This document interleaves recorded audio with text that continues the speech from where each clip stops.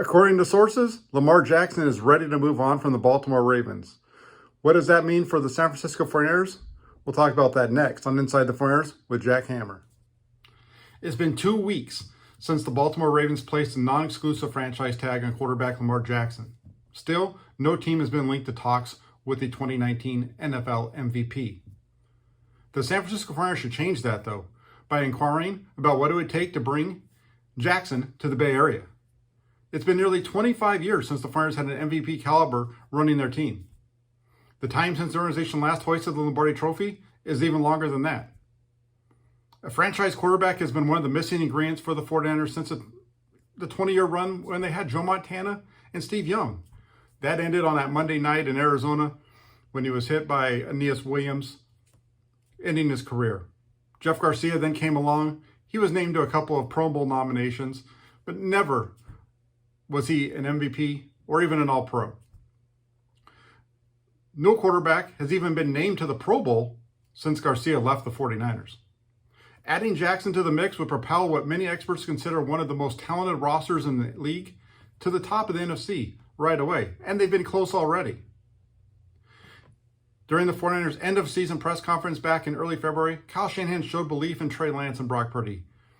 I know we have 2 stars on our team right now that I believe we can win with, so you have that situation. You're not that eager to look around, said Shanahan. Well, unfortunately for the 49ers, though, neither Lance or Purdy are healthy right now. Lance suffered 3 injuries in 2 seasons so far with the 49ers. Right now, he's recovering from an ankle fracture that he sustained in week 2 of the 2022 season. Purdy, his status for 2023 is completely unknown. He had surgery to repair the UCL in his throwing elbow in March. That's about a 6-month turnaround. Is Purdy going to be the same quarterback he was last season? That's a big question mark for San Francisco. And on top of that, both of these guys are young, and neither of them have been able to yet reach the status of a Lamar Jackson. You look at this, and with the 49ers right now, they don't have a first-round pick. So in order for them to be able to make a move with Jackson, it's going to require some creativity on the 49ers' part. The only option here really for the 49ers is to have Jackson sign that franchise tag with Baltimore and then work out a trade with the Ravens. That's the only way because of the way that the non-exclusive tag is structured. Would Baltimore be willing to take one of the 49ers' third-round draft picks? Remember, they have 3 of them. Maybe they'll take a couple of them. Next year's first-rounder as well. And maybe Trey Lance as part of a package to bring Lamar Jackson to the 49ers. How about a third this year? And Nick Bosa, reigning defensive MVP of the year. With regards to the salary cap, the 49ers can make that work. They currently have about $7 million in cap space available to them. And they could free up about another $40 million by reworking the contracts of 4 of their veterans. Adding Jackson to this roster would take roughly $9 million in 2023 and about $15 million in 2024.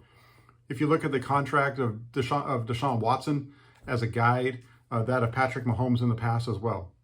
And restructuring the cap to push out money is something the 49ers have done in the past. They did it on a regular basis when the cap first was invented. First for Steve Young, and then later on for Jeff Garcia. So the organization can do that.